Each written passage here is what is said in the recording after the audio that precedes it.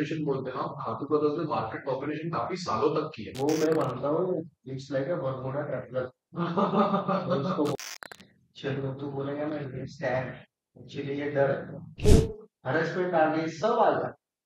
अच्छा चल रहा है तो अच्छा बोलेंगे लोग, बुरा चल रहा है तो लोग पूरा वही पलटी मारते। एक बार बात की थी तो वो बहुत हंसने लग गया, अंदर वाली बात में किसी से बात नहीं किया। अभी बहुत लोग बोलेंगे ऐसे देख कर इधर पॉलिटिक्स था पूरा।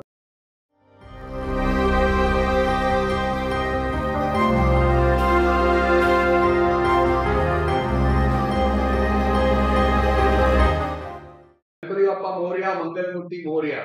जय गणेश दोस्तों। आज के हमारे गेस्ट हम सबके, आप सबके फेवरेट मूर्तिकार श्री कृणाल दादा पाटिल आज हमारे साथ पॉडकास्ट पे है। तो पूरा एपिसोड देखिएगा, बहुत अच्छे कॉन्वर्सेशन होने वाला है और बहुत मजा आने वाला है। कृणाल दादा, welcome to our podcast. Thank you so much for giving us the opportunity. हमको अपॉर्चुनिटी देने के लिए बहुत बहुत धन्यवाद। कॉन्वर्सेशन अच्छा होगा। डेफिनेट। कृणाल दादा, सबसे पहली बात के लोग पूछ रहे हैं कि आप मुंबई में कब आ रहे हो, मुंबई में वर्कशॉप कृणाल पाटिल दादा कब आ रहे हैं, कब धूम मचा रहे हैं? सर धूप मचाना ऐसा कुछ नहीं होता है। मुंबई में कब है, एक्चुअली तो मुंबई तो मैं मुंबई में काम कर ही रहा हूँ, तो आप देख रहे हो। लेकिन वर्कशॉप कब होगा अभी उसके बारे में मैं अभी नहीं बता सकता हूँ। क्योंकि क्या है कि जैसे कि अपना कोविड सिचुएशन हो गया 19 में, तो 19 का जो लास्ट ईयर था, फिर उसके बाद कोविड सिचुएशन था। तो उसके साथ हम लोगों ने भी थोड़ा कुछ सोचा है कि इतने सालों से चलते आ रहा था, उसमें एक सब लोग की एक वो गैप हो गया। फिर उसके बाद का जो चलने वाला गणेश उत्सव है वो कुछ अलग होना चाहिए, ये मेरे दिमाग में से। वो जो सालों से चल के आ रहा है, इसमें बहुत सारे मूर्तिकार हैं पुराने वाले थे। खाटू सर थे, पीक पे थे। फिर एकदम से कोविड आ गया, तो मेरे को ऐसा लगता है जैसे दुनिया का पूरा चल ही हो गया ना, जैसे हम समुद्र मंथन जो है इच्छा होती है। तो वो कंसेप्ट एक्चुअली उधर से आया कि ऐसे सिचुएशन में ये सब स्टॉप हो जाए। वो जो ब्रेक था ना, तो जब मैं ऐसे मेरे स्टूडियो में जैसे ऐसे बैठा हूँ, जैसे हम लोग कंसेप्ट करने के लिए बैठते हैं तो फिर कुछ कुछ सोचते हैं, कुछ विजुअलाइज करते हैं। तो उसने डिसाइड किया कि अगर हम लोग कोविड के बाद कुछ कर रहे हैं तो कुछ अलग होना चाहिए, जिससे कि गणेश उत्सव का जो अभी तक का जो चल के आ रहा जो पैटर्न है ना, फिक्स पैटर्न, कि जो हर साल का स्टाइल सेम है, मतलब आएंगे, वही होगा, यही होगा, ये करेगा करेगा। तो ऐसे नहीं होना चाहिए, उसका इम्पोर्टेंस हटके मेरा एक दूसरा कंसेप्ट है कि जैसे इंडस्ट्री में होता है, फिल्म इंडस्ट्री की मंडल का सोच है कि सब लोग उनके पास कुछ स्क्रिप्ट है, they are acting like a director. तो अगर उनके पास कुछ स्क्रिप्ट होगा तो मंडल में या तो फिर एज अ स्क्रिप्ट राइटर उसमें सोचना चाहिए कि ये डायरेक्ट कौन करेगा। तो अगर ऐसा सोचा जाएगा तो गणेश उत्सव किधर जाएगा, या तो कंसेप्ट वाइज वो मूवी कैसे बनेगी, क्योंकि स्क्रिप्ट तो रेडी है बराबर, लेकिन जैसे इंडस्ट्री में होता है कि ये इसको यही डायरेक्ट कर सकता है। तो ना कि वर्कशॉप किधर है उसको अहमियत न देते हुए क्रिएटिविटी कैसे बढ़ सकती है, उसके लिए मैं थोड़ा सा पॉज लिया, और उसी के बारे में मेरा काम चल रहा है। तो जल्दी ही लॉन्च होगा, लेकिन अलग तरीके से होगा। ना कि वर्कशॉप मुंबई में है या तो डजन मैटर की किधर है, लेकिन क्रिएटिविटी के हिसाब से वो कुछ अलग फेस आना चाहिए, जिससे वो इतना टर्निंग पॉइंट होगा। इसके लिए थोड़ा सा लेकिन लंबा रहेगा। आपका इंतजार पूरे मुंबई के लिए, पूरे महाराष्ट्र को है। नहीं नहीं, देखिए, आपकी जो मूर्तियां जो वर्कशॉप परेल वर्कशॉप से निकलती थी, लोग आपकी मूर्तियां देखने स्पेशली आते थे। हाँ बहुत जैसे आपके जो बड़े मंडल से आप मूर्तियां बना रहे थे, कारगिलचा राजा, मुंबईचा महाराजा, तो लोग बहुत उत्सुक है आपको देखने के लिए। आप बहुत जल्दी आइए। और क्रिएटिविटी की जो आपने बात की, तो वो एक बहुत अच्छा पॉइंट आपने बोला कि क्रिएटिव होना चाहिए कुछ, मतलब वो पैटर्न सेम नहीं होना चाहिए और रिपीट नहीं होना चाहिए। हाँ, एक्चुअली मैं थोड़ा सा कट करूंगा तो रिपीट एंड कैसा हो रहा है कि देख, क्या होता है हमारी गणेश उत्सव होने के बाद जैसे मार्च अप्रैल होता है ना, तो डिस्कशन का पैटर्न देखा जाएगा ना तो सेम है। अगर जो देखेगा कि जो मंस्टर्स है जो गणेश उत्सव से अटैच है, सालों साल सोचते रहते हैं मंडल में वही मूर्ति है। तो उनका पैटर्न कैसे है कि अभी ये साल कौन सा मूर्ति का कौन से जगह पे आ रहा है, जैसे बराबर मुंबई में लालबाग में एक सिलेक्टेड, जैसे हम लोग बोलते हैं कि नॉर्थ का है तो फॉरेन वर्कशॉप, तो फॉरेन में कौन कौन है, जमशेदपुर में कौन कौन है। तो ये पैटर्न होने के बाद तुरंत पैटर्न चालू होता है कि किसका मूर्ति किसके पास है। बराबर फिर उसके बाद डिस्कशन चालू होता है कि किसका पाद्य पूजन है, किसका कौड़ी पूजन है, किसका पाठ पूजन है। ये डिस्कशन होने के बाद किसका कौड़ी आ गया वर्कशॉप में। बराबर तो ये पैटर्न है ना, सिमिलर होते जाते हैं हर साल, राइट लेकिन ये डिस्कशन चेंज होना चाहिए। ये जैसे हम लोग टीजर देखते थे इंडस्ट्री में कि कुछ अलग बन रहा है, ये मूर्ति ये स्टूडियो के पास गई है क्योंकि उसका स्क्रिप्ट अलग है, उसका स्क्रिप्ट राइटर अलग है। जैसे कि हम लोग स्केच आर्टिस्ट देखते थे, स्केच बना रहे हैं, जहाँ में सबका स्केच एग्जाम्पल ले लेते हैं, तो वो चाहते हैं कि ये मूर्ति इसने बनानी चाहिए। तो ऐसे कुछ होना चाहिए, ना कि कौन सा भी स्क्रिप्ट हो किसी के पास भी जाए। अरे मेरा एग्जाम्पल ऐसा है कि अगर तेरे पास कोई स्केच है तो डिसाइड करना चाहिए कि एज पर स्केच ये कौन मुझे ये चीज दे सकता बराबर है। तो अगर वो चीज पे करने जाएंगे ना तो फिर वो लेवल क्रिएटिविटी का और बढ़ जाएगा। तो डजन मैटर कि वो कहाँ बन रहा है, पर्यवेक्षण में बन रहा है, जलशिस्टर में बन रहा है, लालबाग में अर्थात किधर नहीं बन रहा है, लेकिन वो डायरेक्टर बन रहा है, तो उसका कंपोजिशन करे, उसको कंपोज करेगा। तो ये मैं मायने रखता हूँ ज्यादा अगर, और जो मेच्योरिटी आई है ना धीरे धीरे इतने साथ करते करते, तो वो होनी चाहिए। अच्छा।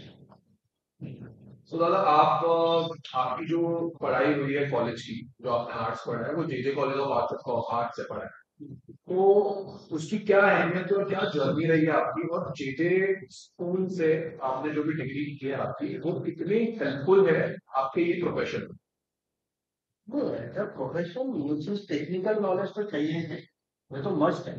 जैसे कि अभी की स्टडी देखा जाएगा तो करिकुलर देखा जाएगा तो बहुत टफ होता है, इंजीनियरिंग देखे, आईटी सेक्टर देखे, जो भी रहेगा तो 10th होने के बाद। लेकिन आर्ट फील्ड में हमारे लाइन में जैसे मेरी कुछ ड्राइंग नहीं कर रहा है, लेकिन मेरी लाइन उसने ड्राइंग एंड पेंटिंग का रहेगा स्टूडेंट। तो ये टेक्निकल नॉलेज सब चीजों में ये होना ही चाहिए। बेसिकली क्या है मतलब कि आजकल सब गैजेट्स के ऊपर चल रहे हैं, वो गैजेट है, कैमरा गैजेट, लेकिन उसको हैंडल कैसे करना, यूज कैसे करना, ये सब क्या लेना है, वो टेक्निकल क्वालिटी तेरे को सिखाना। अभी तो बहुत सारे हॉबी क्लासेस भी है, लेकिन जो कॉलेज देता है, कॉलेज के पास एक्सपीरियंस, वो कॉलेज से को देता है, कॉलेज से तो वो माहौल दे रहा है, सीनियर्स के साथ डिस्कशन दे रहा है, सीनियर्स से उनको पता चल रहा है कि मार्केट में क्या चल रहा है, आज वो लोग कैसे सर्वाइव कर रहे हैं, तो कैसे काम कर रहे हैं, ये सब को तो कॉलेज में मिलते हैं। कॉलेज के बाद इतने सालों का लेगेसी होता है। तो हमारे पास फैमिली का ज्यादा नहीं, ज्यादा क्या होगा कि हमारे पिताजी है वो बताएंगे या फिर दादाजी बताएंगे, तो कॉलेज में दादा परदादा सब रहे, अलग अलग प्रोफेसर होते हैं। प्रोफेसर होते हैं, यानी उसका जो लेगेसी है वो बहुत बड़ा है। तो टेक्निकल नॉलेज में बोल रहा हूँ कि वो मस्ट, मेरे पास जितने भी बंदे आते हैं तो बेसिक लेवल में कभी सीखने आते हैं तो मैं उनको सबसे पहले तो यही बताता हूँ टेक्निकल लाइन में करना है तो इसमें जाना पड़ेगा टेक्निकल। फिर सोचेगा कि इधर ही सीखूंगा फिर मैं बिजनेस करूंगा, करेंगे लेकिन वो लिमिट तक सीमित रहेगा। जैसे अगर गणपति का मॉडलिंग सीख लिया तो गणपति की लिमिट तक ही रहेगा, लेकिन जब ह्यूमन कैरेक्टर का आपका बात आता है, पोर्ट्रेट आता है, तो उसमें कैरेक्टर लेना है, कैरेक्टर ऐसे कि मुझे खाली कॉपी करना है, उसका साइकोलॉजी, उसका माइंड सेट, उसका जो फीचर्स है ये सब क्वेश्चन और वो सब ठीक करना पड़ता है। तो ये सब टेक्निकल कॉलेज में सीखना, गणपति का जो है वो लिमिट का लगेगा, फिर मेरे पास जो भी है ऐसे नहीं कि स्कल्पचरल मॉडलिंग में जा रहा है। एक बंदा है वो रचना से उसने इंटीरियर कंप्लीट किया, अभी जॉब कर रहे हैं। अब एक जो स्टूडेंट है वो टेक्सटाइल में है, तो अच्छे से जा रहे हैं सब, और बहुत है ऐसे नहीं कि ये कोई मैं एग्जाम्पल दे रहा हूँ, लेकिन टेक्निकल नॉलेज इज मस्ट, वो रहेगा तो एक आपको कॉन्फिडेंस देगा। और ये जो मेरी सोच है ना, लोग बोलते हैं कि बहुत हार्श है या फिर इसका एटीट्यूड ज्यादा है, ऐसा करने जाएगा तो उल्टा ही करेगा, बहुत लोग बोलते हैं, जैसे भी बोलते हैं सामने से भी बोलते हैं, लेकिन ये एटीट्यूड ही कॉलेज से आता है। वो कॉन्फिडेंस जो है कॉलेज से आता है। जब तू टेक्निकली तेरे को पता है कि इसको कैसे डिलीवर कर सकते हैं काम कैसे, तो वो कॉन्फिडेंस है। और लोग बोलते हैं ना कि इसका वैल्यूएशन कैसे निकालना है। आर्ट फॉर्म का वैल्यूएशन निकालना बहुत डेंजरस चीज है, यानी वो इतना आसान नहीं, टफ है, हाँ। टफ है, उसका एमआरपी है। तो वो कॉन्फिडेंस ही पड़ेगा, वो एक्सपीरियंस आप जैसे अगर लेते हो ना खुद को, तो वो आपको चीज कॉन्फिडेंटली देखेगा कि आप क्लाइंट को बता सकते हो इसका इसका चांस, ये सब आपको देगा कॉलेज। बहुत बहुत धन्यवाद दादा, आपने बहुत डिटेल में बताया। और दादा, आपने मुंबईचा महाराजा, महाराष्ट्र कॉलेज फाइटर, तो वो आपने बनाया, तो ये एक हिस्ट्री क्रिएट हुई है महाराष्ट्र की। तो हमने देखा था कि एशिया में सबसे टॉलेस्ट आइडल है अभी तक का खैरताबाद हैदराबाद में 65 फीट, आपने मुंबई का महाराजा बनाया 45 फीट। तो आपको आप क्या फीलिंग थी मुंबई, मतलब जैसे कि एक स्टैम्प होता है कि Maharashtra tallest idol has been created by Krunal Patil, तो वो एक स्टैम्प मिल के आपको कितनी खुशी थी और क्या उसकी जर्नी थी, मतलब मंडल वाले आए आपको बोले क्या रिएक्शन रहा, होगा नहीं होगा, आपने हाँ बोला आपने ना बोला? चलो तो बोलेगा ना ये स्टैंड, एक्चुअली ये डर है क्लियर। ये ऐसा नहीं कि प्राउड फीलिंग है, लेकिन उससे ज्यादा डर है कि इतना बड़ा केस करना है, और वो भी वापस, क्योंकि ये ना थोड़ा सा लोगों के सेंटिमेंट्स और वो सब जुड़े हुए हैं। और ये चीज ऐसा है ना कि इसमें कुछ पाया नहीं जा सकता। ये चीज करने के पीछे एक था कि जैसे हमारा सरकार का जो रूल्स एंड रेगुलेशन के ऊपर थोड़ा सा वो सीखते जा रहा है, सीख कर रहे हैं, करेक्ट। ऐसा होना चाहिए वैसा होना चाहिए, ट्रेनिंग का होना चाहिए, वो सब चल रहा था वो माहौल में, परमिशन मिलेगा नहीं मिलेगा। तो उसी साल परमिशन मिलने को 1-2 महीने पहले डिसाइड कर रहा था कि इसको करना है। ये करने के पीछे एक ही मेरा मोटो एक ही था, पता नहीं आगे क्या होने वाला है। वो मैच्योरिटी बोल रहे हैं ना कि शादी के बाद मैच्योर होता है बच्चा, उससे पहले नहीं पता। तो एक्चुअली क्या होता है कि करने का कोशिश ये था कि एक तो पहचान मुंबई की बढ़ेगा, बराबर। कितना भी आप मानो या ना मानो, बराबर मुंबई गिरगांव चौपाटी से लोग देखने आते हैं बढ़ेगा जरूर। बाकी उसका पॉजिटिव न्यूज नेगेटिव न्यूज लोग तो डिस्कस करते रहेंगे, लेकिन एक्चुअल में तो मुंबई की पहचान में बढ़ेगी। अब लोग बोल रहे थे कि उसको 12 फुट पे लाना है, 18 फुट पे लाना है, जैसे मैंने बोला ना कॉलेज से आता है तो 13 जाना है, बराबर, तो मैं तो 13 सोचता हूँ। तो अभी जब मैंने वो बड़ा किया ना, तो वो 22 फीट 18 फीट का डिस्कशन कर दो, देख लेगा 2-3 साल में, 2 साल में जब से वो बड़ा मंत्री बन गया तब से डिस्कशन खत्म हो, बड़ा बनना चाहिए तो नहीं बनना चाहिए। मेरा मानना है कि देखो हर एक जैसा अब्रॉड भी जाओगे तो हर एक ये होता है, कार्निवल्स होते हैं या तो उसमें जो चीजें यूज होती है तो वो पहचान होती है किसी की, वो एक्सप्रेस करने का एक तरीका, जैसे दहीहंडी के बीच में ही आया है, हम इतने बड़े लेवल पे नहीं होना चाहिए, उसको आप पॉजिटिव लोगों को वो चीजें, ये तो है ना स्टंट भी है, जैसे आगे इसमें तो स्टंट अब्रॉड में तो स्टंट का कॉम्पिटिशन होगा, मीन्स हम लोग उसको फेस्टिवल भी करा लेते हैं। तो ये सब उसके साथ कंपेयर करने जाएंगे तो मेरे को ऐसा लगता है कि जो चल रहा है अच्छे से चलना चाहिए, और तो बड़ा मेहनत करने के पीछे मेरा मेन मोटो एक ही था कि कभी ना कभी कोई तो बनाए, मेरा कोई सिचुएशन बन रहा है तो क्यों ना बनाए, और मेरे को भी चांस लेना था, करके देखना था कि कैसे लगता है, क्योंकि बचपन में बड़ा रंगोली का जो इम्पैक्ट है ना वो बहुत बड़े लेवल पर वो अब तक माइंड में रहता है। हाँ, बनने के बाद जो डर लगता है वो है अभी भी चांस लेना था। तो आप बात करें टेकिंग पर, हमारे इसमें कॉलेज में क्या होता है कि मॉर्निंग में स्ट्रक्चर को होता है, एक ही जगह पे फिक्स आइडल होता है, फिक्स कल्चर होता है, ट्रेडिशनल और कल्चर एक ही जगह पे उसका फिटिंग होता है, वो सब ट्रेडिशन के साथ वो अटैच होता है, टेक्निकली आर्किटेक्चर वो सब डिजाइन होता है। लड़कियों में ऐसा नहीं होता है, इसका आत्मा दूसरा लक्ष्य जो होता है, पहली मूवमेंट है, तो कितना बड़ा स्ट्रक्चर मूव हो रहा है, आसान रिकवरी जैसे एरिया में तो बहुत बहुत छोटे ले रहे हैं, बहुत छोटे ले रहे हैं। उसमें ये इतना पॉसिबल नहीं है, लेकिन करना था, वो ठान लिया था, कभी करना है पता नहीं था, बचपन से वो था डिमांड, इसके लिए लगता है कि वो सिचुएशन बन गया।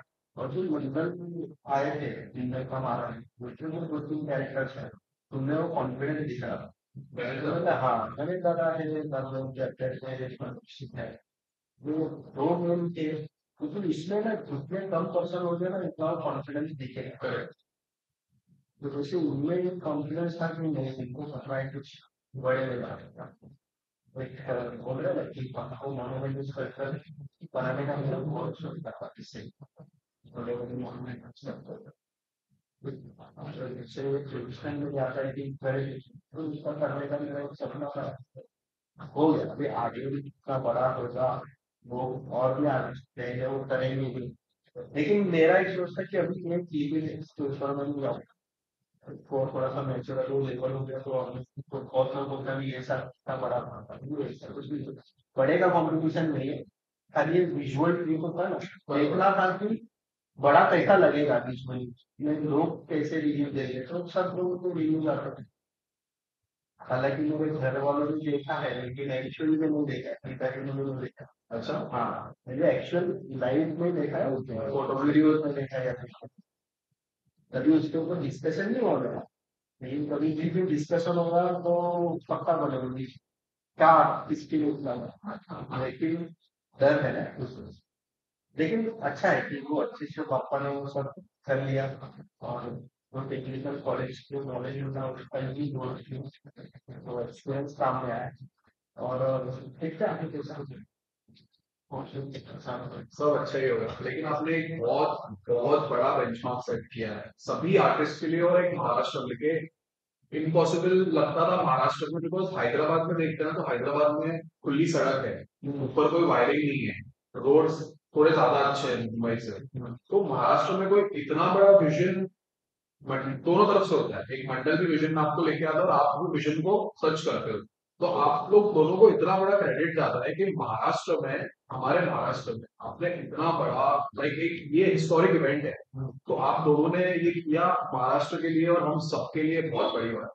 सो थैंक यू दादा कि हम महाराष्ट्र में हमने 45 फीट के आइडल देखे, और हम उम्मीद करते हैं कि आप जैसे आर्टिस्ट और आप खुद पर्सनली एक बार जैसे हैदराबाद में 65 फीट के गणपति आए हैं वैसे आप महाराष्ट्र में भी बनाओगे, नॉट एज अ कॉम्पिटिशन। जैसे आपने बोला कि विजुअली वो कैसा लगता है वो लगना चाहिए, बिकॉज महाराष्ट्र पे हर लोग हैदराबाद नहीं जा सकते, हर लोग बहुत कम दिन जाता है हैदराबाद वो एक्सपीरियंस करने के लिए, बट जैसे आप लेकिन मैं सॉरी मैं कट करूंगा कि मैं बोलना चाहता हूँ कि हैदराबाद का भी बात कर रहे हैं जब यूपी मंडल में डिसाइड करता है बड़ा जितना मेरा नॉलेज है यूपी क्रिकेट में नॉलेज इसका मेरे को पता है कि बाद में जब वो विसर्जन के लिए जब निकलता है तो गवर्नमेंट ने गवर्नमेंट हैंडओवर कर देते हैं अच्छा विसर्जन के टाइम हाँ गवर्नमेंट का पार्ट है इधर भी लोकल गवर्नमेंट है वो फिर उधर के जो है लोग वो उसका मूर्ति को एक्सेप्ट करते हैं तो जिसका आगे का भी विसर्जन का प्रोसेस है वो लोग पूरा डिजाइन करते हैं कैसे लेके जाएंगे क्या करेंगे इसके बाद में उसका ऑप्शन होता है लेकिन मैं इसके उधर एक बोलूंगा कि अ, बड़ा बनाने से ज्यादा अगर मैं बड़ा बना रहा हूँ लेकिन मैं बोलूँ कि एज ए क्रिएटिव पर्सन जैसे कलकत्ता में दुर्गा पूजा हो रहा है तो मूर्ति ज्यादा बड़ा नहीं मूर्ति हाइट में 10-12 फीट का है लगभग समझ में 22 फीट का है लेकिन उसका जो एम्बियंस क्रिएशन है डेकोरेशन हाँ थीम। पूरा थीम यानी कंसेप्ट पूरा कंसेप्चुअल है तो वो अगर हम एक्सेप्ट करने चालू करेंगे ना तो बहुत से महाराष्ट्र आर्टिस्ट है जो महाराष्ट्र में रह रहे हैं तेलुगु में महाराष्ट्र कोई भी आर्टिस्ट वो बहुत सारे बाहर आए हैं क्योंकि वो किसी को जब तुम बोल रहे हैं कॉलेज का बात है हम लोग तो बहुत धीरे चुके जो है वो लड़की इसमें आगे बढ़ के आ रहे आए हैं विशाल दादा का नाम सुना विशाल दादा ऐसे लोग तो डर लगता था कि as a technical as a profession हम लोग कल्चर का मॉडलिंग का वो हम लोग डिग्री डिप्लोमा लेते हैं फिर इसको ट्रेडिशनल में आके काम कर रहे हैं तो बहुत लोगों को ना ये कम इसका काम लगता है वो काम थोड़ी करेंगे हम लोग को प्रोफेशनल आर्टिस्ट सब तो ये बहुत तफावत होती थी दोनों में लेकिन जब से हम लोग आ गए ऐसा हम लोग का मानना नहीं था क्योंकि हम लोग बड़े हुए उसमें माहौल में बड़े हुए हैं और दलितों की जो सब शुरुआत किया था जो हम लोग कॉलेज में गए थे वापस ये वो इतने आसानी से बंद नहीं कर सकते घर में वो माहौल और तो फिर मैं इसमें वो जो टॉपिक है ना मेरा बड़ा गणपति का बड़ा बनाए बना सकते हैं, लेकिन मेरे को ऐसा लगता है कि वो एनर्जी अगर हम लोग कलकत्ता में जिस लेवल का हम दुर्गा पूजा जाना है वो एनर्जी हम लोग तो इस तरह के ना तो और एक लेवल बढ़ जाए। हाँ सही ना बात कि आगमन और विसर्जन से ज्यादा अगर हम लोग जितना क्राउड हमारा रोड पे या फिर आगमन को जो इकट्ठा हो रहा है सिर्फ वैसा ही क्राउड अगर मूर्ति पंडाल में देखने के लिए आएंगे आएंगे लगेंगे वैसा नहीं कि लगती नहीं मूर्ति कंसेप्ट देखने के बराबर। तो बहुत लोगों को पता चलेगा, बहुत लोगों ने देखा भी होगा, वीडियोस भी देखे होंगे कलकत्ता में दुर्गा पूजा कैसी होगी। कलकत्ता का नाम लेने के लिए ये क्यों है क्रिएटिविटी के लिए वो लोग बहुत आगे जा चुके हैं। रेगुलरली नॉर्मल आइडल्स में भी क्रिएटिविटी चाहता है, कुछ लोग रियलिस्टिक में जा रहे हैं, उनका स्टाइल भी अलग है काम करने का, लेकिन वो इधर भी हो सकता है। लेकिन उसके लिए जल्दी जगह होना, मूवमेंट में चलेगा शॉर्टेज, ये सब टेक्निकलिटी है आज, कुछ सोच बदलनी पड़े। अगर वो सोच बदली तो जो जो मैं पहले भी बोला ना कि कोविड के बाद बराबर। कुछ तो चेंजेस आने चाहिए कि कोविड के पहले ये सब चलता था, कॉलेज है ऐसा करके थे तो घरों पर बैठा है इसको करो अच्छा क्यों करो, ये मेरा मामला है वो थोड़ा सा चेंज होना चाहिए, लेकिन सोच बदलने का थोड़ा टाइम पड़ेगा। तो इसके लिए मैं थोड़ा सा दूर रहता हूँ और मैं जो सिलेक्टेड गणपति लोगों के पीछे भी मेरा गोल वही है कि लंदन को मैं एक्सप्लेन करना चाहता हूँ कि एंगेज क्रिएट करो। मैं आगे चाहिए तो जगह पे गणपति बना रहा हूँ कि आपका बाकी का एक्सपेंसेस जो है वो कम हो जाएगा, वो एक्सपेंसेस आप अंदर का माहौल बनाने में एंगेज क्रिएट करने में यूज करो।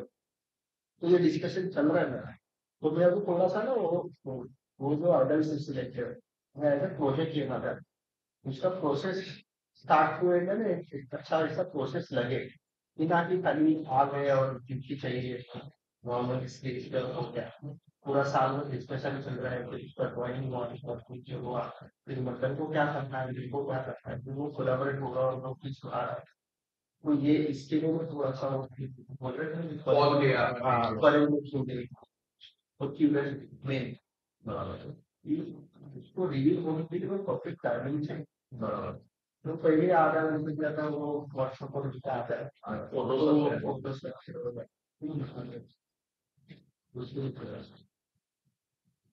तर दादा हे आपण आम्ही ऐकलं होतं की तुम्ही पीओपीच्या रिप्लेसमेंट साठी मटेरियल तयार करत होते yes after Covid, yes because त्यावेळी कसं होतं की पीओपी बॅन हे गव्हर्नमेंटनी कायदा काढला होता. हो तर ते मटेरियल आता वर्क इन प्रोग्रेस आहे. त्या मटेरियल म्हणजे ते मटेरियलवर आम्हाला डिटेल्स सांगा की how is it equivalent to POP आणि ते मटेरियल यूज करून आम्ही मोठ्या मूर्त्या म्हणजे 20 फूट 25 फूट 30 फूट एक मूर्ती बनवू शकणार आणि how is it eco friendly. कसं आहे बघ टेक्निकली जे सगळे शाडू माती म्हणतात ना स्पेशली सायंटिफिक नाव आहे तुझं बेंटोनाइट बेंटोनाइट. बेंटोनाइट हे तुला भावनगर आणि त्यामध्ये तुला नॅचरली ऑफर येईल. Bentonite is actually volcanic ash naturally आहे त्याच्यात थोडंसं प्रोसेस केलं जातं त्याच्यात ग्रेन चेंज होतात. जर पायलिंग मध्ये पण यूज होतं काही पेंट्स मध्ये वगैरे पिलर म्हणून जातात ओके सगळे त्याचे भरपूर हे आहे त्याला वॉटरमध्ये कॉन्टॅक्ट केला तर मॉलिक्युल्स फुटतात जसं आपण लोणचं म्हणतो लोणचं रमतं ना बरोबर. हा तर तो तशातला प्रकार आहे. तसंच लाईम स्टोन मधले प्रकार आहेत परत जसं जिप्सनचे प्रकार आहे. आता अशी गोष्ट आहे की जेव्हा आपण एखादा पॉन्ड असतो पॉन्ड मध्ये जेव्हा पाणी गढूळ होतं ना तेव्हा त्याचं पीएच कंट्रोल करावं लागतं. पीएच कंट्रोल करण्यासाठी जिप्समच टाकावं तेव्हा त्यात पाणी सेटल म्हणजे क्लिअर होतं पण त्याचं एक पर्सेंटेज आहे 40% आहे हे टेक्निकल गोष्ट आहे कळलं आणि केमिस्ट्री याच्यामध्ये सो हे तू म्हणतोय ना की मटेरियलिस्टिक तर हो नक्कीच त्याच्यावरती माझं बरंचसं काम चालू आहे म्हणजे 80% तिथपर्यंत पोहोचलो आहे.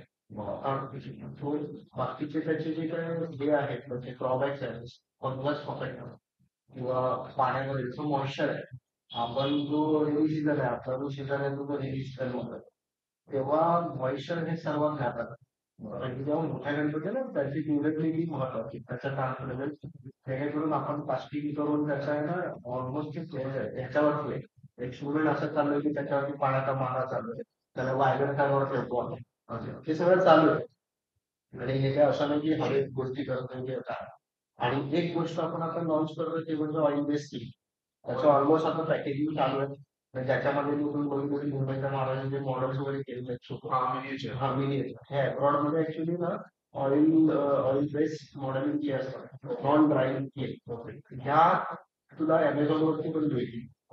त्या अमेझॉन वरती तुला एक ब्लॉकचा टू एमपीएसचा ब्लॉक अडीच हजार 3,000 4,000 थोडासा छोटासा एक्सपेन्सिव्ह आहे एक्सपेन्सिव्ह यूज करताना ना तुझी अर्ध लक्ष लावण्यापेक्षा तिथं वेस्टेजला जाणं इकडे असतं.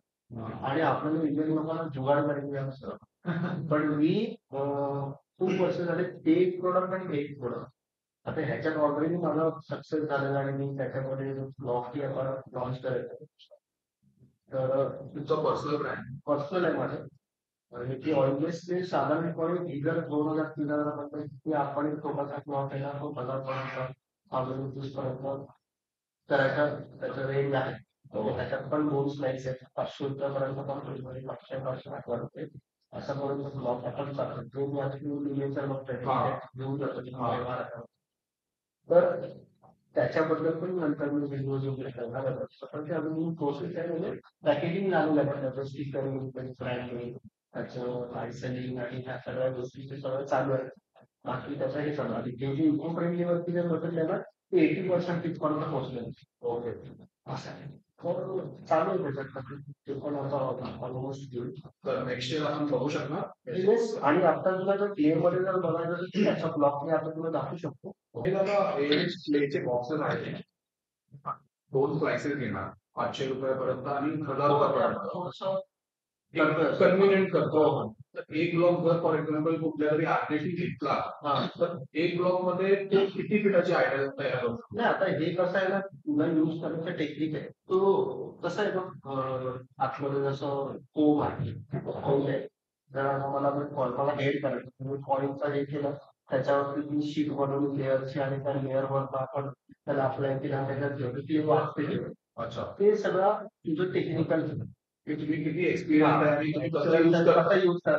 आणि ऑइल बेस्ड वरती भरपूर व्हिडिओ आहेत.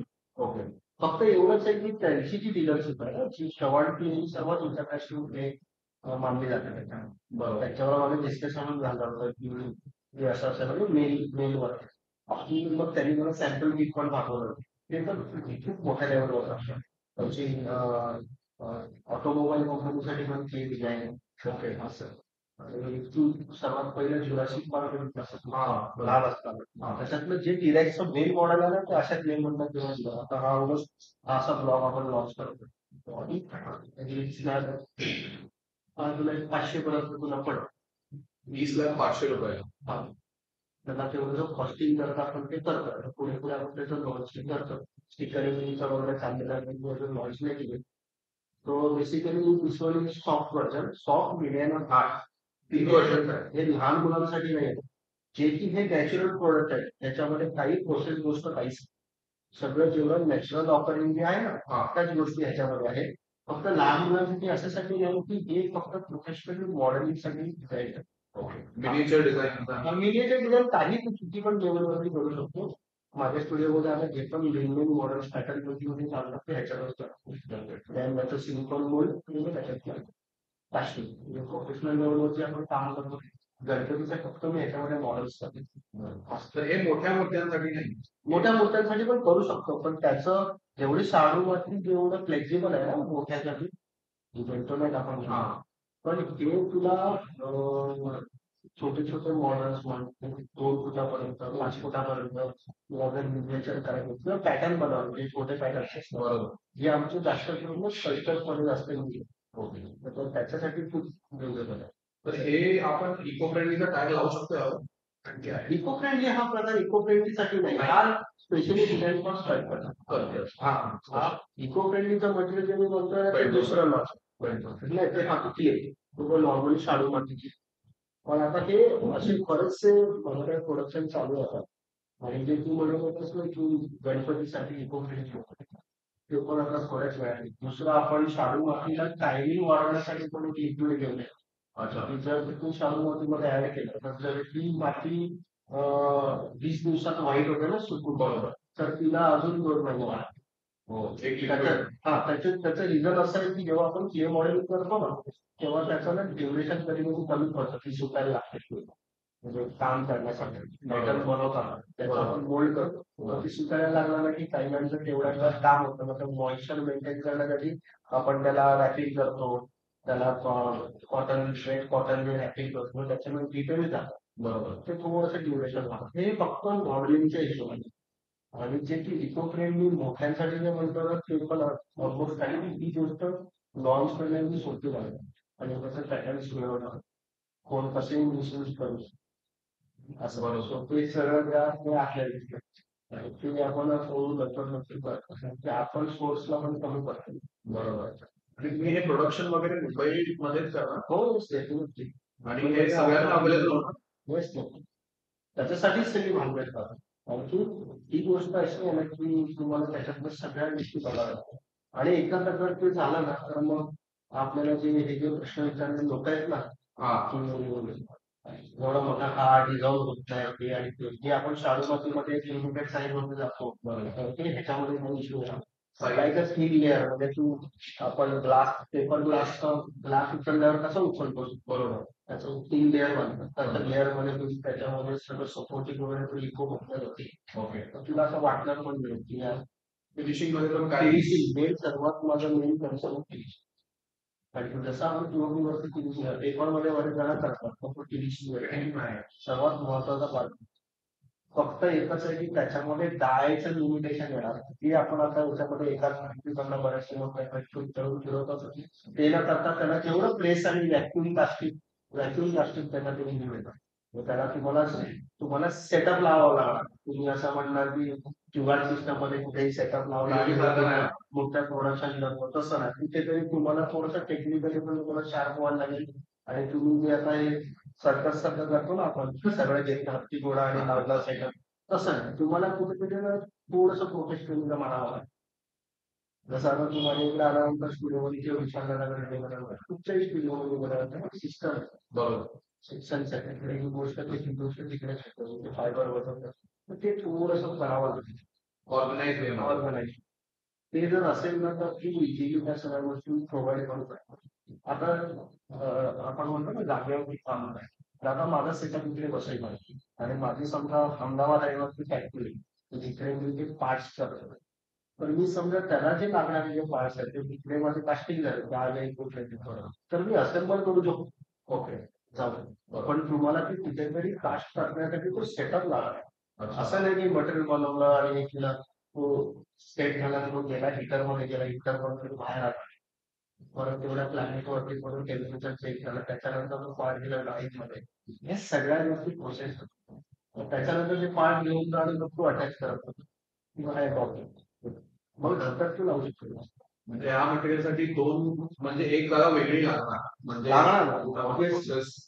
किंवा समजा मी ठरवलं की मला मटेरियल मी माझ्याकडेच तुम्हाला देणार, मी तुम्हाला पाच पाहिजे करू शकतो, तुमचे डाय तुम्हाला पण असू शकतो. म्हणजे मोनोपोली करायची, पण तो बिझनेसचा पार्ट आहे. पण ते एवढ्या लोकांना प्रोव्हाइड करणं एवढं सोपं नाही. पण तुम्हाला कुठेतरी सेटअप लावावं लागतं. मग ते आल्यानंतर डिस्कस केलं पाहिजे. सर्वात पहिले तर सगळं मटेरियल वरती काम चालू आहे ते, जसं आता ह्याच्यावरती होतो यावर बसून सक्सेस झाला, हे आता पॅकेजिंगच्या मोडवर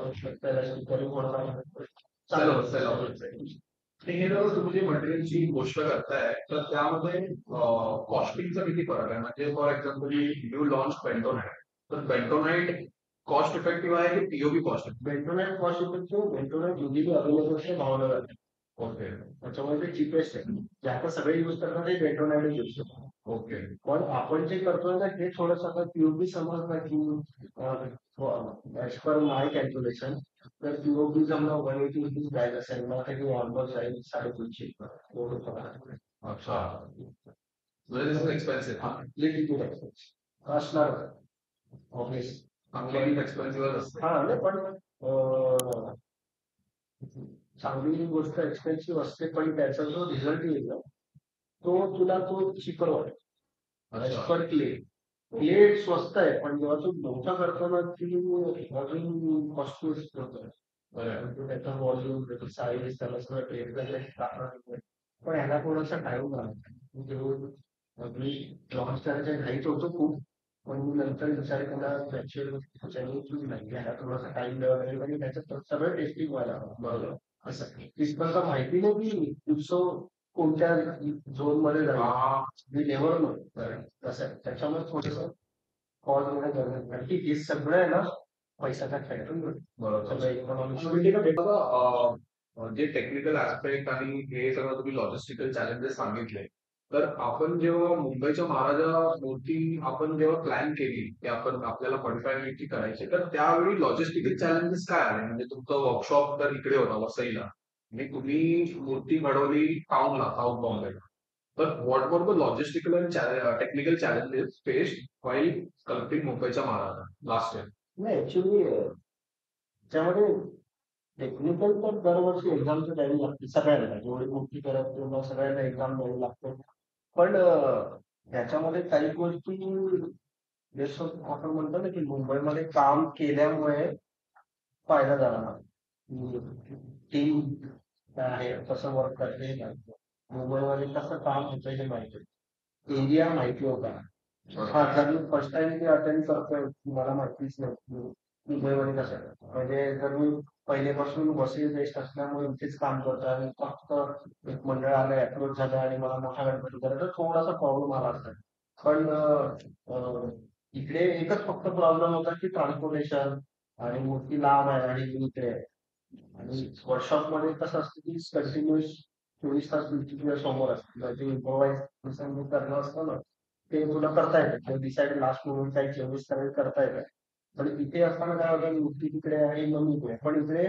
फायदा असं झाला की मी मॉडेल इव्हेंट केल्यामुळे मला माहिती झालं काय पाहिजे काय करायचं कसं काय आणि अगोदरच वेल प्लॅन होतं की काय करायचं शस्त्र कसे शस्त्रांचा व्हॉल्यूम किती असेल त्याची डिग्री त्याचा अँगल कसा पाहिजे आणि हे हवा जेव्हा येणार तेव्हा तिथं तू परशू बघितला असेल की तो त्याला थोडासा क्रॉस घेतला तर हवा कट झाली पाहिजे आणि त्या पद्धतीने काम करायचं असं होतं आणि ह्या सगळ्या गोष्टीचा अगोदर थोडा विचार केल्यामुळे पण काही असा टेक्निकल प्रॉब्लेम आला नाही पण हा ट्रान्सपोर्टेशन आहे काम सुरुवात करायचा फ्लो असतो ना जसं आपण 1 तारखेला झालं तरी काम झालं पण तिकडे तुला सगळ्या गोष्टी असेंबल करायला आहे टीम डिवाइड होते सामान डिवाइड होते ह्या बेसिक गोष्टी होत्या बाकी असं मला असं वाटतं की अशा प्रॉब्लेम नाही आणि मंडळ कसं हेल्पफुल आहे त्या पद्धतीने त्यांचाही अप्रोच होता क्वालिटी अप्रोच खूप कामाला आला पण हा पूर्णपणे जो करंट वर्षाचा एक्सपिरियन्स आहे ना परत खातू सरांसमोर बघताना तो त्यांचा कॉन्फिडन्स लेवल होता बॉडी लँग्वेज होती त्याच्यामुळे मला मी ते थोडंसं कॅज्युअली घेतलं म्हणून ते मी वर्कआउट झालं कधी कधी आपण असं ना जास्त पण डोक्यात नॉलेज असेल तर आपण घाबरून जातो आधीच जर्नी बॉर्डर होतो तसं नाही झालं पाहिजे टेक्निकली काम करायला मजा आली सगळ्या इश्यू नव्हता तेव्हाचे ते लॉंग डिस्टन्स रनिंग आणि त्याच्यामुळे थोडंफार काय आम्हाला इलेक्ट्रिक झालं असेल तेवढं थोडंसं वर्किंग वाईज असं काही इश्यू फक्त एवढा छान भीती होती काय कंपनी की मोठा गणपती करतोय कोण कसं घेईल त्याला कसं करायचं कसं स्ट्रक्चर उभं राहायचं हा फक्त आम्ही ते 22 फुटाला जे टेक्नॉलॉजी मल्टिप्लाय केली डबल बाकी काय असं इश्यू तुम्ही डेली ट्रॅव्हल करायचे तिकडे लाईक आफ्टर द मूर्ती मेड मूर्ती बनली आहे पूर्ण तर फिनिशिंग साठी तुमचा रोल येतो आणि मूर्ती असेंबल करताना तो तुमचा रोल येतो नाही ऍक्च्युली कसं आहे ना ट्रॅव्हलिंग असं नाही आम्ही जेव्हा तिथे काम करत होतो तेव्हा असं म्हणता मी 2-3 दिवस काम करायचं पण जसं मी परळमध्ये असताना माझं फादर इन लॉचं घर तिकडे इथं बघत होता तुम्ही तिकडे स्टे करून आम्ही तिकडे स्टे करू शकतो आणि मॅनेज व्हायचं फक्त इथे आता कसं आहे तर पूर्वी व्हायचं असं की परळमध्येच काम चालायचं आणि इश्यू होता त्यामुळे इश्यू होता त्यात इथे कसं इथे पण काही गणपती होते छोट्या साईज मध्ये तर ते पण करायचे होते त्याच्यामुळे यावं लागायचं तर तोच एक इश्यू होता पण त्यांचं टार्गेट आपण एवढं होतो की आम्ही चालूच केला होता 1 तारखेला काहीतरी 14 तारखेला आपण त्याच्यावर त्या तेवढ्या 10 ते 12 दिवसांचं जे ड्युरेशन तेवढ्याचं काम कम्प्लीट करून त्याने 1 दिवस अगोदर हँडओव्हर केला आणि मग आम्ही फर्स्ट फर्स्ट आणि दादा विजय खातू सरांची घोषणा आपण करतो तर how is here inspiration to you right तुम्हाला खातू सरांना तुम्ही बघितलेलं आहे काम करताना आणि तुम्ही वर्कशॉप मध्ये एकत्र पण इतर वर्ष तुम्ही काम केलेली आहे. तर काय काय शिकायला भेटलं आणि how was he as a person like. हो, सरांचं बघितलं तर ते वेगळं वलय आहे. सतरा आपण म्हणतो ना की शैली एका वर्षाने नाही स्टाइल होता ना काम करना. लेकिन उनके बारे में कहा जाएगा तो उनको मानते भी वो ये बताता वो जो कंसिस्टेंसी है ना ये सालों की इतना आसान बहुत जो इंडस्ट्री में आते हैं देखते कि बंदे का चल रहा है वो संभाल पाना उतना से जैसे हम लोग का है बहुत लोगों ने कोविड के बाद क्यों नहीं कर रहा है तो कुछ कैलकुलेशन हमारे चेंज हो जाते हैं उनका ऐसा नहीं था मेरी पहचान ही उससे तो मैं करते जाऊंगा हालांकि मेरा एक डिसीजन अलग है मेरी सोच अलग है मे बी वो as per changes as per design changes as per requirement लोगों की सोच बदल रही इसके लिए मेरे को बदलना पड़ने वाला है या तो करना चाहता हूँ कि लोगों की सोच बदले लेकिन खाटू श्याम का एक था कि वो हर एक डायलॉग उन्होंने बोला था ये शेर का भी घास लेना है बहुत लोग उनको डाउन करना चाहते हैं लेकिन उन्होंने वो की बात की थी जरूर करके होते हैं हालांकि हम लोग थे जब थे उनको बोलता था कि आप मतलब सीरीज करें भी छोड़ो खाली उधर बैठे रहो बहुत है हमारे खाली आप लिख रहे हो लेकिन उन्होंने तो ऐसे नहीं चीज मेरे को उन्होंने दिखाया हम लोग का डिस्कशन होता है अलग अच्छा, बाजू बाजू में कौन सी मूर्ति थी? मेरा शायद वो ये था मैं टाइगर का जो किकॉक किया था वो था हाँ, और उनका शायद ये चल रहा था बलवा जी का कुछ चल रहा था ओके. हाँ तो वो चल रहा था कि मतलब सुबह से हुआ था हाँ सर.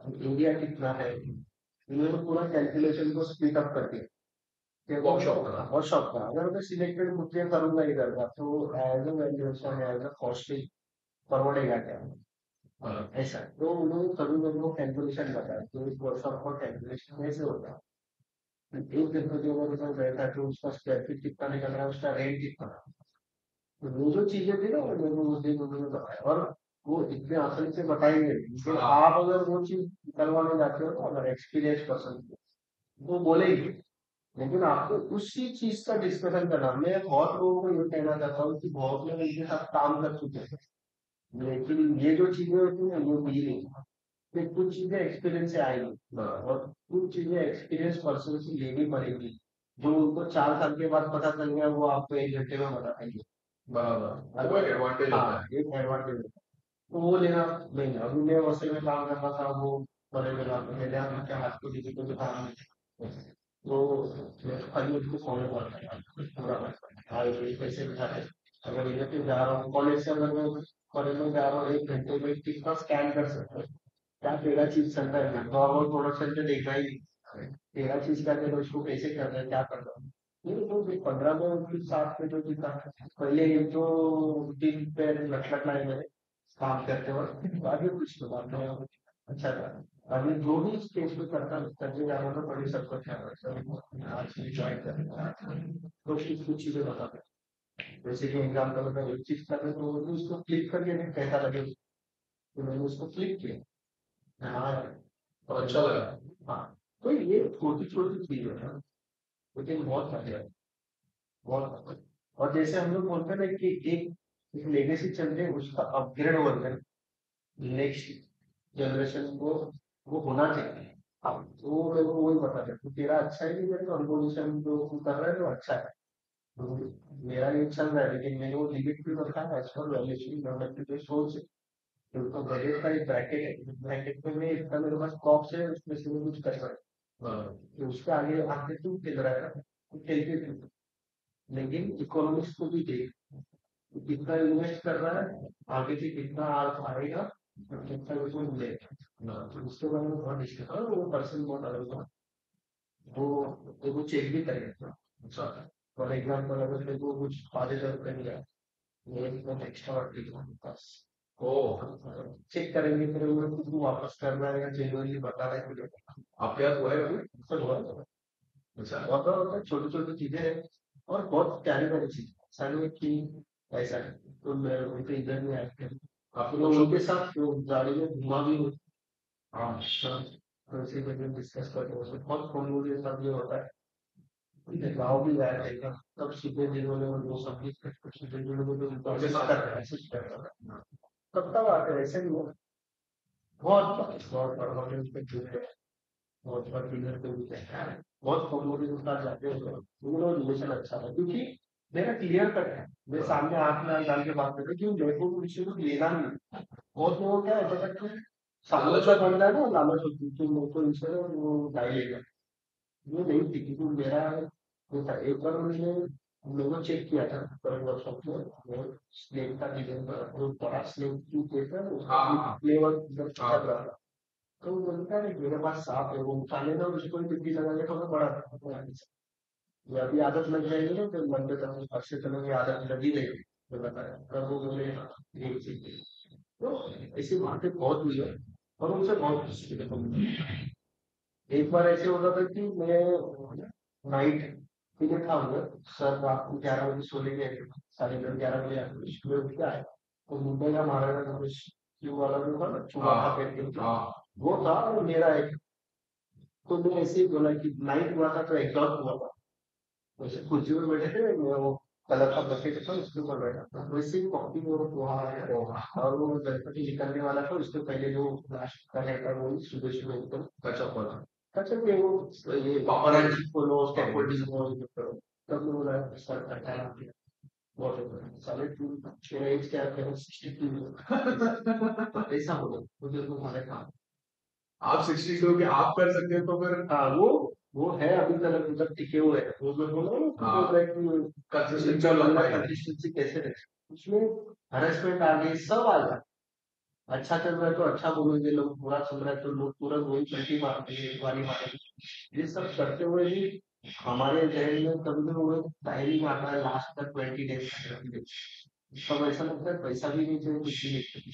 वो सिचुएशन हाँ मेरे को सुना है और वो सिचुएशन सर के साथ तो इतने सालों तक रहा हूँ क्योंकि ये कंसिस्टेंट इतने सालों तक और मैं उनका उनके लिए बहुत आगे मानता हूँ कि जिस चीज में उनको पहचान दी ना वो यहाँ सास मतलब वो दो चीज बनाने को हुई काम करने काम करने को है ये बहुत कम लोगों को मिलता है जब हम लोग घर में रिटायर होके बैठते हैं और फिर फ्रस्ट्रेशन आता है कि करना चाहते हैं लेकिन बेड रेस्ट होता है कर नहीं पाते तो वो फ्रस्ट्रेशन आता है एकदम लास्ट पॉइंट अगर काम कर रहे थे और उस साल भी एक दो घंटे तो क्लास में जीतते को कहा हाँ वो हनुमान वाला तो वो चंदनवाड़ी क्लास पांडव सीधे उसको वो कंटिन्यू करके उनके क्लियर किया हम लोग भी हैट्स ऑफ है उनको हैट्स ऑफ देखिए वो बंदे वाले वो तुरंत पहचान कर ऐसा देखा मैं इंसान देख के पहचान करेगा कि ये नहीं टिकेगा नहीं टिकेगा वो तो है ही लेकिन ये क्या है क्या नहीं क्या चाहता है तुरंत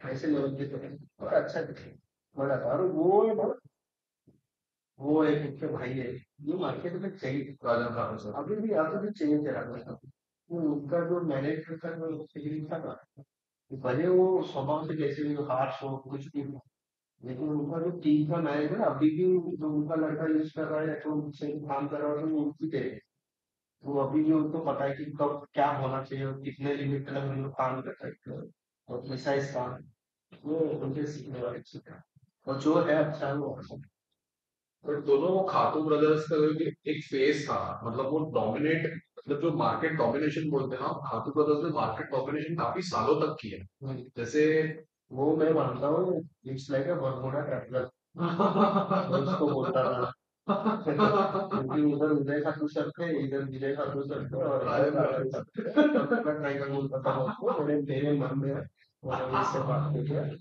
उनसे एक बार बात की थी तो वो बहुत हंसने लग गया जब मैं सर को मैं पहचान गया था शुरू सर को मैं क्लियर नहीं बता भैया अंदर वाली बात में किसी से बात नहीं किया अभी बहुत लोग बोलेंगे ऐसे नहीं करते नहीं जाने दो लोगों को सोचना चाहिए लोग तो कुछ तो कहेंगे लोगों का आपने कहा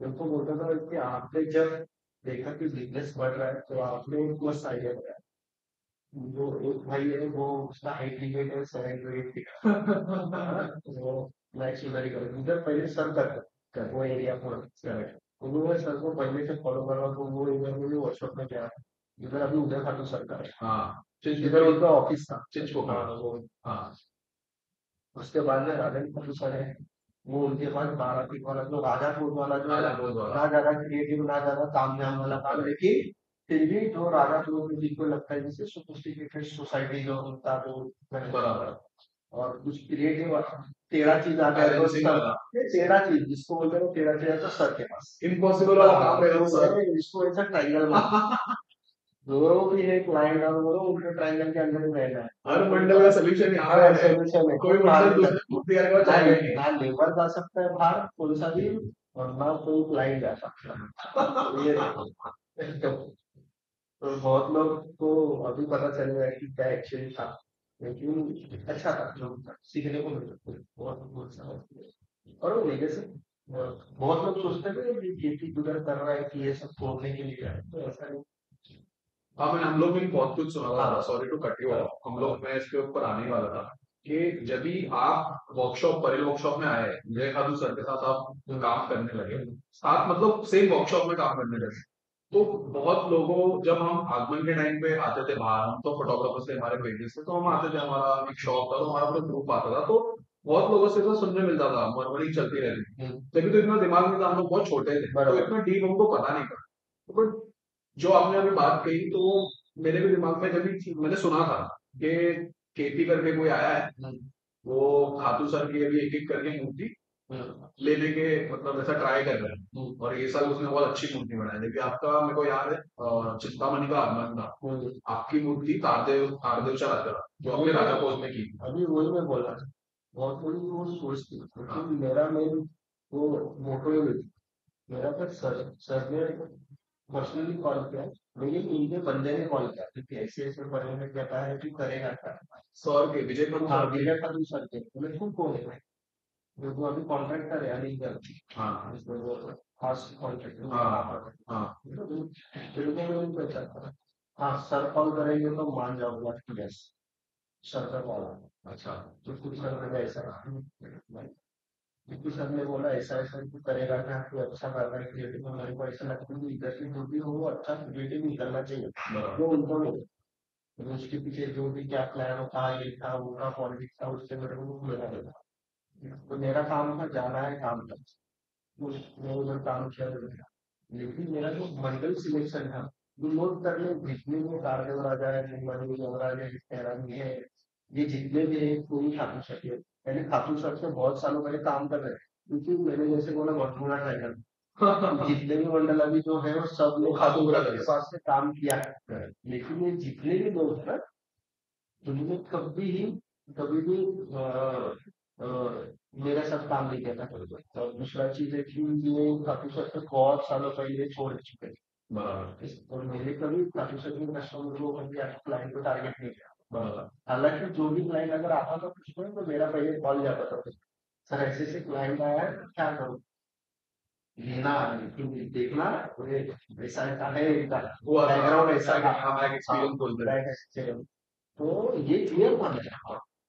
एक्चुअली सर को मैं कॉल कर रहा था कभी कुछ कभी क्लाइंट आया वैसे ऐसे बड़ा एडिटर नहीं गया, मैंने बोला फिर ये चीज इनको लेना है इनको नहीं लेना, और इनको लेना है तो ये ध्यान रखना, और अगर प्रेजेंट ईयर प्रीवियस ईयर है उसके पहले वाला ईयर का अगर क्लाइंट रहेगा तो वो 100% श्योर रहते थे इसको लेना है इसको लेना है, तो इनके बारे में पुराने भी होते थे ना तो बताते थे ये मतलब ऐसा ऐसा है इनका ये है ये रेपुटेशन ऐसा है ऐसा, तो ये मजे वाली चीज थी और मैं मजा लूंगा। लेकिन मेरा एक सर को एक कहना था कि देखो मैं आया हूँ काम कर रहा हूँ, क्योंकि मार्केट में गया बराबर जो भी चीज में देखो कभी नया बंदा आता है ना तो क्या होता है ना कि मार्केट वैल्यू कम हो जाता है, क्यों क्योंकि वो जो सरकार जो कॉस्टिंग करे वो बराबर उसको बाहर तोड़ने से की ट्राई करते तो लोग कोशिश करते हैं कि उसको भी क्लाइंट चाहिए, बराबर मार्केट में आना है। हाँ खड़ा रहना है, लेकिन मैंने तब सुना होगा कि कार्डोटा सबसे महंगी होती है, ये टैगलाइन आया था तो बहुत लोग उधर वर्कशॉप में भी क्वेश्चन कर रहे थे सच में कि झूठ बोल रहा है, बहुत वो सब हुआ था, लेकिन जैसे जैसे काम होने लगा और एक्चुअली में सबको पता चल गया कि यार ये तो अकाउंट में पैसा लेता है, इसका ये है इसका टाइम लिखा नहीं ये सब है, तो फिर सभी ने यार प्रॉपर प्रिपरेशन में मतलब सर ऐसा नहीं हो कॉलेज में ये सब चीज किया सिखाया टेक्निकल चीजें, तो मेरे को ऐसा लगता है जब तुम बिजनेस करते हो किसी भी चीज का तो तुम लोग को प्रॉपर प्रिपरेशन करो। तो ये चीज मेरा वाइफ को भी रह जाता है और पिताजी को भी, वो जो सेटअप हम लोग कर रहे थे तो वो प्रॉपर होना चाहिए। ऐसे नहीं कि कुछ भी आया जुगाड़ सिस्टम में चलो बिजनेस करने निकले, ऐसा नहीं था। एक प्रोफेशनल वे में करना प्रोफेशनल चाहिए। वे में था तो वो पहले से था कि नहीं मेरी उसमें रहना है। अच्छा था, और सर के साथ एक मनोरंजन में मजा आता है। जैसे मंडल हम लोग के साथ खेलते हैं ना, सर ने भी इतना बोला है तो इतना क्यों बोल रहा है, मार्केट का खींचा था, वो मार्केट का खींचा था वो हम लोग मजा लेते थे, बहुत बहुत मजा लेते थे। बाद में शाम के टाइम पे कभी ऐसा रहेगा तो बाहर से मैं शेव को या तो कुछ लेके आता था, मैं खाने जाता था तो उनको भी लेके आता था, खिलाने के माल डालेगा कि प्लान है तेरा, ऐसा ऐसा भी बोलते थे। Correct correct. हाँ, हाँ मतलब बहुत मजे लिए, बहुत।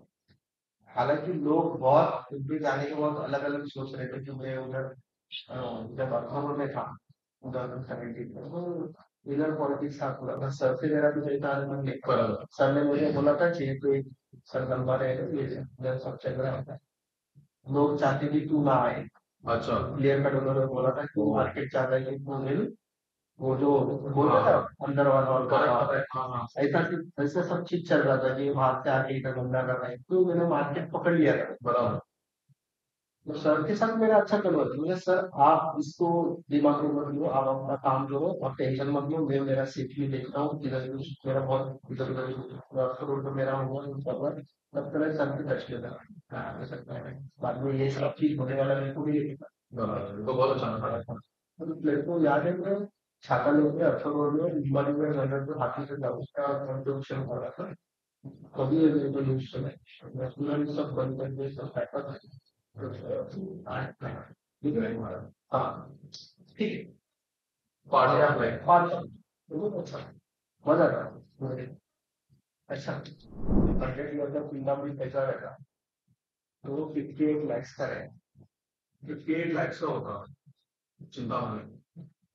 अगर आपका कैसा हो, अच्छा 58 लाख का चिंतामणि होता तो कैसा होता? कि अगर मुंबईचा महाराजा 1 करोड़ का होता तो कैसा होता?